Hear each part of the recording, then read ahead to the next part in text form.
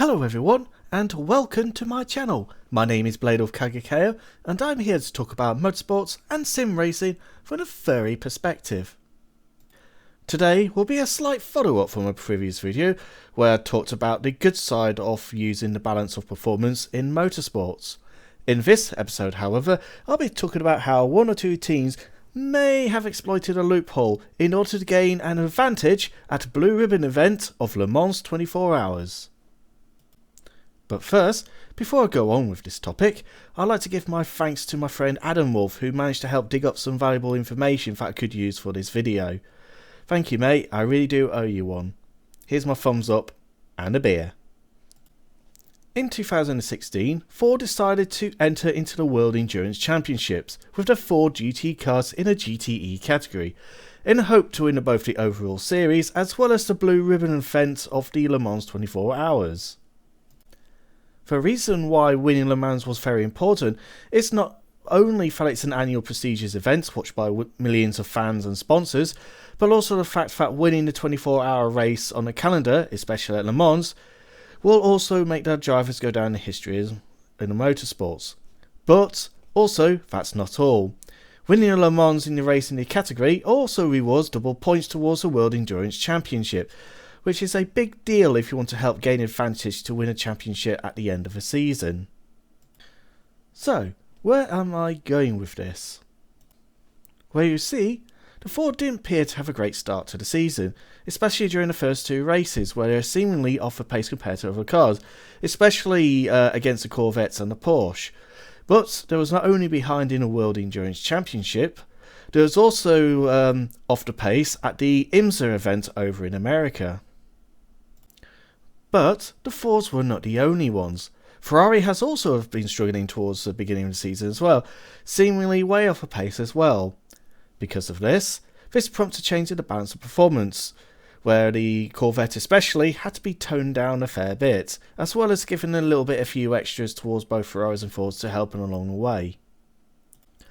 However, come qualifying, something odd happened.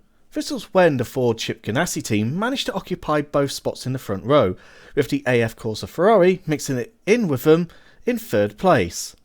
Not only that, the next car manufacturer other than those two was the Porsche Motorsport in their GTE 911 cars, which was, alarmingly, 3 seconds behind the field.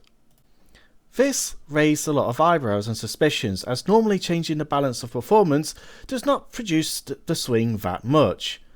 And it feels a bit too coincidental that both Ford and Ferrari being so far up the grid as if it was recreating the Le Mans 1966 Ford vs Ferrari race.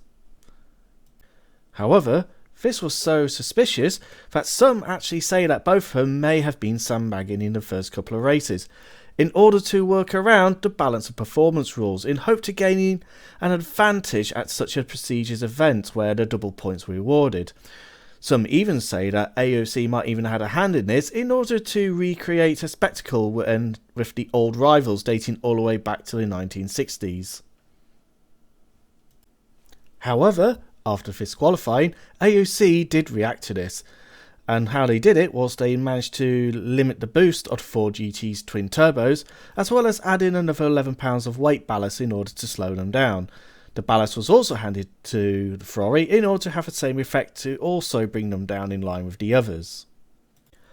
As for the rivals, who had fallen behind in qualifying, both the Corvette and the Aston Martin both had their restrictors removed in order to help them to have a half-decent chance of competing against the Ford and Ferraris in the Le Mans 24 hours race.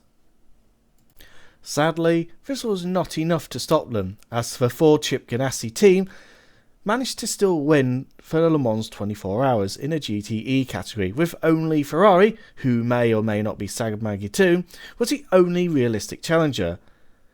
Meanwhile, the Aston Martins was the next closest challenger, but sadly they were still too far behind as they were a good few laps down compared to the other two manufacturers. Although Ford celebrated the win at this event, it did not stop the paddock and the fans talking about this, and how that possibly they might have beat the system in order to gain the performance they needed to take this elusive crown. although in my previous video I have talked about how Balllance of Performance works and how good it is to balance the field. However, this video does highlight as an example why it is not quite so perfect and how it can be open to the exploitation. My thoughts and opinion of this is that looking at this, it does look incredibly sus, especially that the initial gain they got after the Balllance of Performance update. However, it is very difficult to actually prove they did play the system or not. It's not helped the fact that they did end up losing out to the FIA Endurance Trophy to the Aston Martin team at the end of the season. That's despite them picking up 2 more wins at Fuji in Japan and Shanghai in China. However, it does not surprise me that at least one team tried to exploit this loophole, especially that considering how prestigious sports can be these days. They'll do anything they can to gain an advantage in order to get that elusive prize. And in this sort of exploitation, or any kind of exploitation I might add, is actually quite common in the majority of various motorsport categories. Anyway, I hope you do like this video. If you do, please hit the like and subscribe button on this channel. See you soon, and how you later. Awoo!